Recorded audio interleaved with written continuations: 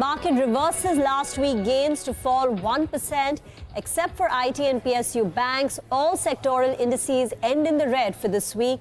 Hello and welcome to a new edition of Editors Roundtable. We take stock of the market action. We tell you why FPIs continue to remain big sellers in the month of October. We'll go through the big EPS earnings upgrades and downgrades so far. We'll put the spotlight on the tech sector's outperformance, and we'll decode Trent and Page Industries' second quarter numbers. Action-packed show. I'm Reema Tendulkar. With me, Prashant Nigel Mangalam. Hi guys, and joining us on the show, we've got a special guest, Shiv Puri, founder and MD of TVF Capital Advisors. Hi. We're going to rain all questions to Shiv there, because he's the FI who's been selling.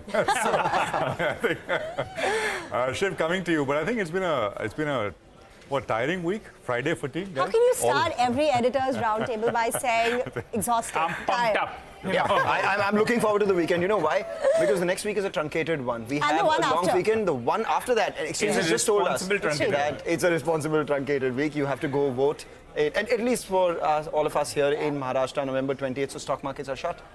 So it's so voting on the 20th, right? Voting is on the 20th. So it's not a Friday or a Monday. It's not a Friday. That's right. So in case you're planning to, take one of those sandwich holidays, then 15, 16, 17, 18, 19, 20. Not for voting. Not for voting. Never for voting. Right? Well, that was the other cue, right, that we were watching. That's going to be the Maharashtra state elections, and we'll wait by for the outcome. But today, this week, we had two big cues that played out. Donald Trump is back at the White House, and in fact, he's back the U.S. presidency. And on expected lines, the Fed went ahead and they cut the rates by around 25 basis points. The problem is the FIs, they continue to sell in the cash market, and they're net short in the index futures. But there's no signs of them covering those shorts, at least as of now. So we'll require a fresh trigger on that front. In terms of a market range, 23,800 to around 26,000, 24,600 appears to be that range, at 800-point range. We almost went to the 23,800 mark twice, and we bounced off that. The problem is the FIs, guys. They have betrayed us. I mean, they just they continue to sell. The last month, they sold close to $11 billion. That's even more than what they sold in the COVID month. The COVID month, it was around $8 billion or thereabouts. That was in March 2020. And who's offset all this FI selling? Well, you, the DIs. Indirectly, you have played a role out there, because the DIs have pumped in close to around $12 billion. But what is this FPI selling? Is it just India? It is other nations as well. Like Korea saw outflow of close to around $3.5 billion approximately. You had Thailand that did see some bit of selling, and Taiwan was the lone market that saw inflows from the FPIs. But otherwise, India's selling was much more than all these other countries. The major outflows that we saw were the financial and services, obviously because they have the largest holding out there, oil and gas and consumables, as well as FMCG. While there were mild inflows coming into metals, chemicals, as well as utilities. So it appears there's an element of that China rebound as well that's playing out, going by the flows in metals as well as chemicals. Well, you use that word betrayal. Huh? I don't know how Shiv is going to take that. Shiv, welcome to the show. First time on Editors Roundtable. So let me put that to you. Why all the selling? Well, thanks for the warm welcome with that word. But, frankly, I think it's quite puzzling even for me, because I think some of it seems backward-looking and some of it seems very short-sighted. Backward-looking because, when I talk to some big FIIs, they will make the argument that, look, the S&P 500 has done really well in dollar terms, why bother? Looking at EM. And I think what they miss there is that India should not actually be EM, not because it's not emerging, but because the fundamentals of the economy are completely different than most, if not all, other EM markets that it gets grouped into. And frankly, the performance of the index in dollar terms is very comparable to the S&P, and better than the S&P in dollar terms if you exclude the big 7 tech companies. So I find that argument that, why bother to be a little bit backward looking.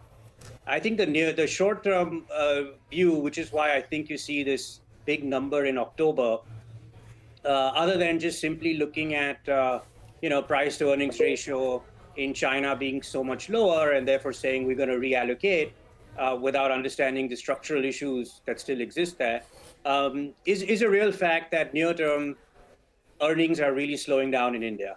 And the last 2 quarters, the slowdown has been quite steep. I'm surprised more people are not focused on it. I think I was on your show right after the budget, and I was a bit surprised that the budget focused so much on fiscal deficit, but not enough on spending. I think you're seeing some of that in terms of the slowing earnings growth that is really coming across the sector. So there are 2 points to what you're saying. One, you said that you are confused, so we're wondering whether you are selling or buying. And the second part, you said that when you speak to the big FII, so again, we're wondering whether you're not the big FII itself. But on both those points, we'll come back to you. But the third point that you made on earnings itself, that being disappointing. Well, Prashant's done some data crunching. Prashant, it's a season to forget. It's a season to forget, right? And I hope we can forget it. And, starting the next earnings season, we get better tidings. But let me go across to the wall and explain essentially what has happened, right? And this is the second quarter earnings season that we're looking at. And to the Shiv's point that some of this is backward-looking data, so be sure this is backward-looking. This is not third quarter, October to December. This is not forward-looking.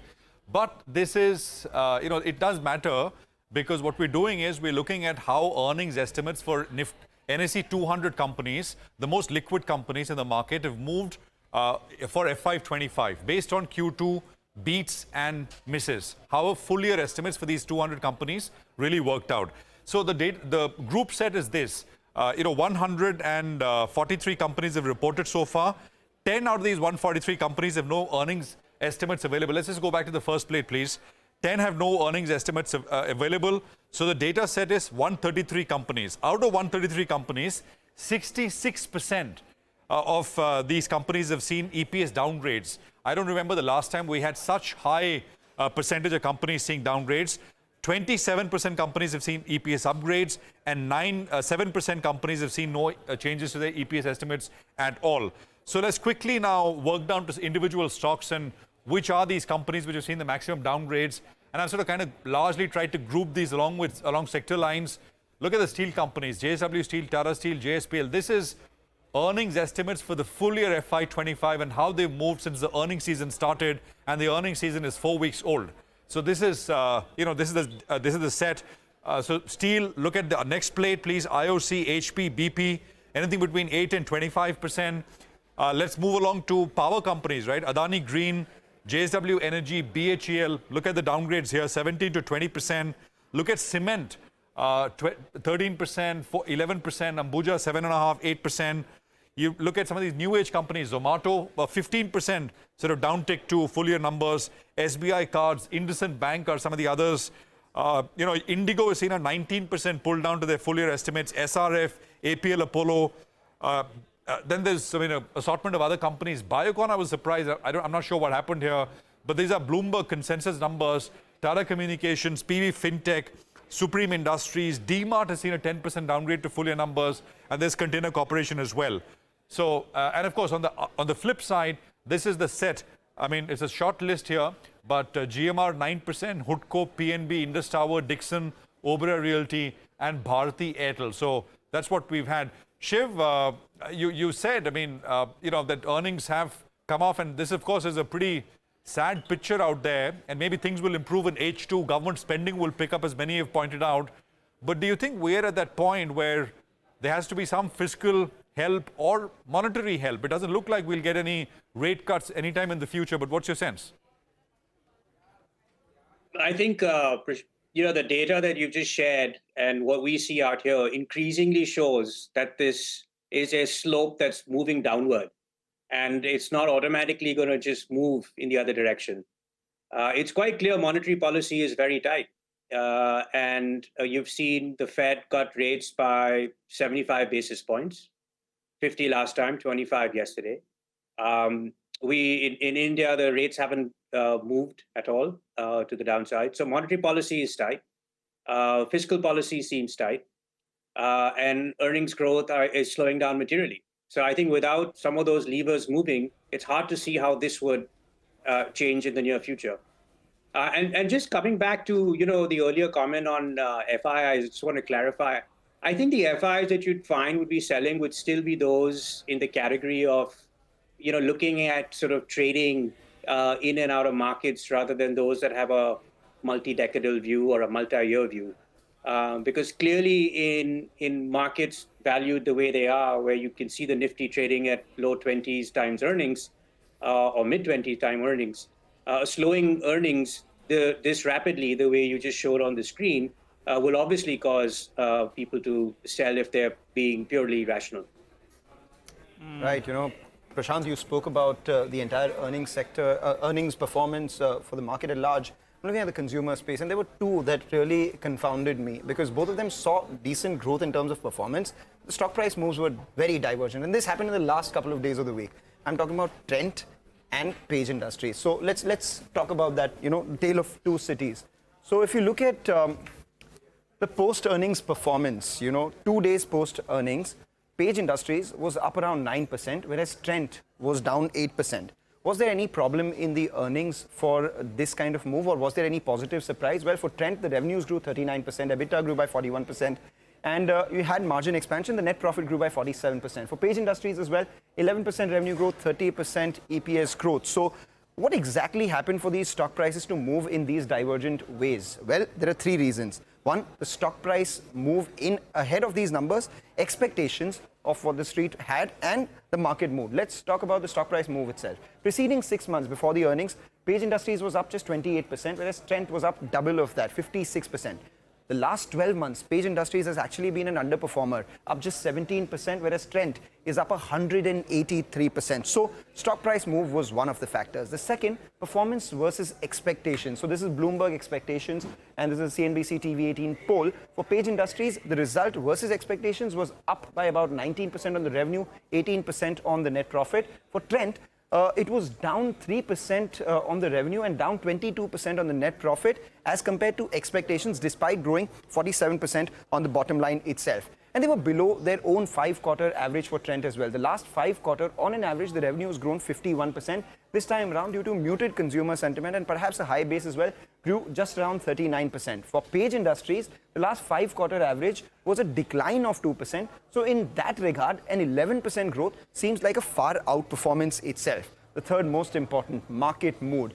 In October, just a month ago, Trent was up 10% between October 7th and October 9th, when the company announced a lab-grown diamond collection itself. Come to 1 month later, an EPS growth of 47% between November 7 and November 9 takes the stock price down by about 8%. Mild miss on elevated expectations. So that's telling you the divergence in the market mood itself. The big question, where are the valuations now? For Page Industries, 67 times 2-year forward earnings, Trent 95 times 2-year forward earnings. Both of them not particularly cheap, but it's important to put the PE along with the growth as well. The expected EPS CAGR for Page Industries over the next couple of years is 19%, and for Trent it is 55%. So if you look at it on a price to growth or the PEG ratio, Page Industries is 3.5 times. We have Trent at 1.7 times as well. Let's talk about the triggers for both and the risks. For Page Industries, the big triggers would be how they grow in e-commerce, Tier 2 and Tier 3 expansion, women's wear and athleisure are the couple of growth triggers for them. For Trent, it's an expansion of Zudio footprint, growth in the star format, seeding new platforms, and perhaps some growth in lab-grown as well. For both of them, common risks, competition and consumer sentiment. So we'll watch out the trail of two cities, two stocks. Divergent numbers, divergent stock price moves, but similar expectations and similar risks. In fact, let's go across to Shiv. Shiv, you own Trent in your portfolio. What did you make of these numbers, and what exactly are you doing?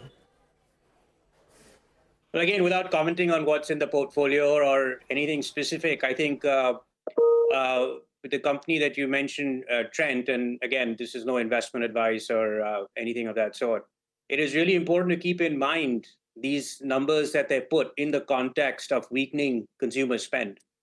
So this is a retailer that has grown at 40+% in terms of top line, and a consolidated numbers of earnings is up 50%. In an environment where you see most consumer companies struggling to grow mid-single digits or high single digits. So these are the two, I think that's important to keep that context in terms of how they did when the overall environment was a little bit weak. Okay, Shiv, hold that thought. We will slip into a very short break. We'll come back, continue our conversation. We'll also get your view in on the technology sector. Well, that was the only marquee outperformer this week.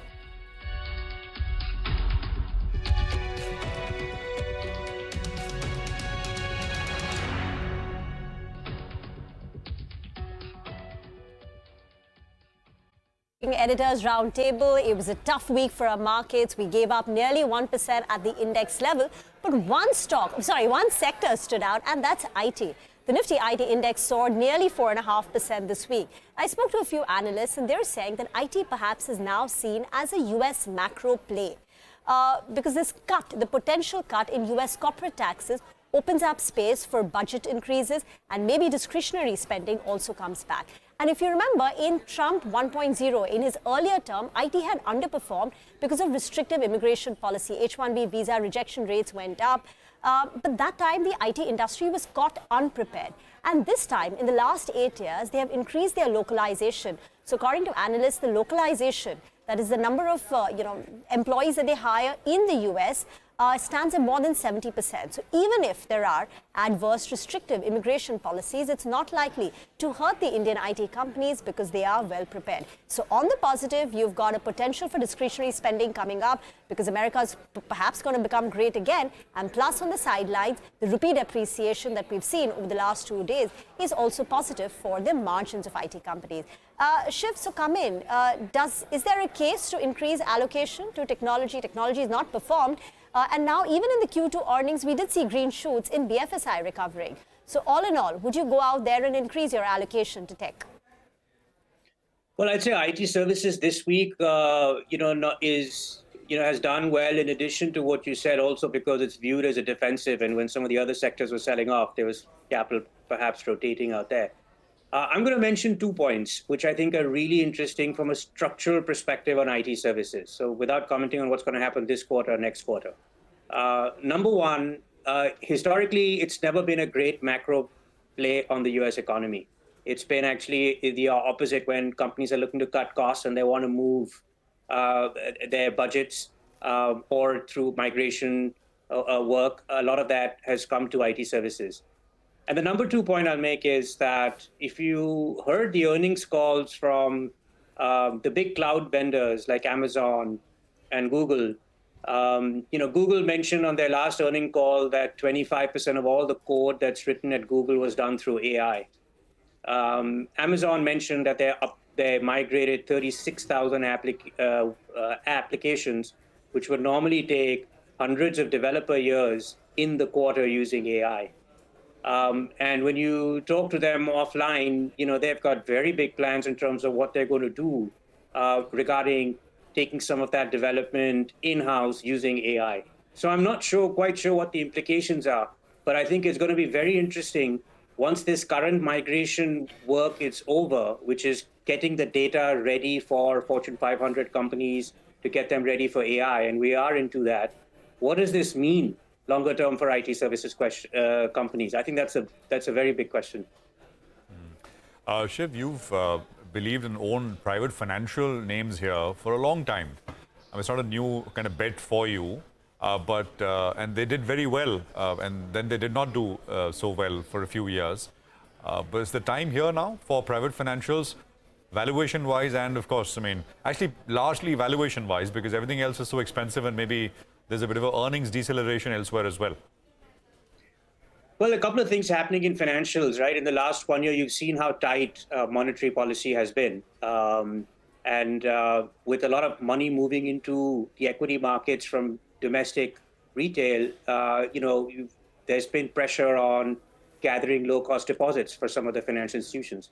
But in the last quarter, that was changing. And you could see some of the big banks growing their deposit bases quite healthily. I think the interesting thing in financial services is that the larger banks and the larger, more well-run NBFCs will now see an increasingly better time in the coming 12 months. And I say that for a couple of reasons. Number one, you saw in the last year and a half or 2 years, a lot of lenders come into the market, especially in the unsecured space. And you saw the RBI also come down and get concerned about it. And what you're seeing right now is the impact of all of that lending. But the bigger lenders were a lot more cautious, and the largest bank was a lot more cautious. And if you see what they're doing now they're talking about over the next 12 months, increasing their exposure to that space. as the data changes. And this is very typical. This has happened over cycles, which is why the big companies in financials don't change and they get stronger with each cycle. I think the second thing is that I think monetary policy will loosen over the next couple of quarters. And if that happens and liquidity in the system goes up, that's another benefit to the financial sector. Shiv, thank you very much for your insight. Enjoy your weekend. And with that, folks, it's a wrap on this week's broadcast. Thank you very much for watching. But next week's a big one, right? First, it's the last of the earnings season, and then we've got a very special Global Leadership Summit. But till then, thank you for watching the show. Enjoy your weekend, and stay with CNBC TV18 for more news and updates.